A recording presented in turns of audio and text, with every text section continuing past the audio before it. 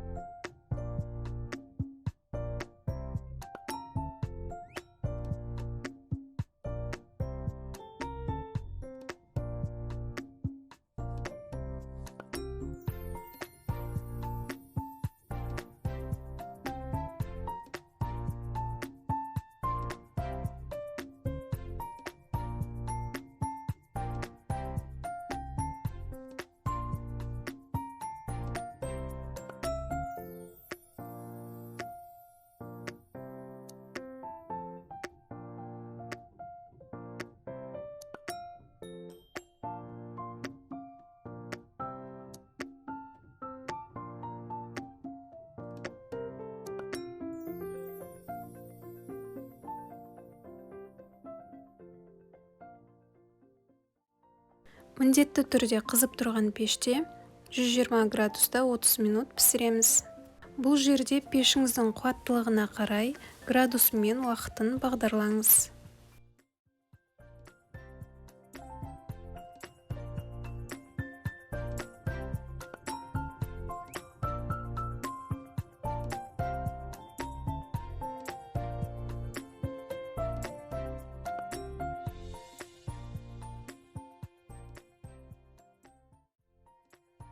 Сіздермен болған Дана Абдыманап каналы. Келесі рецептте кездескенше.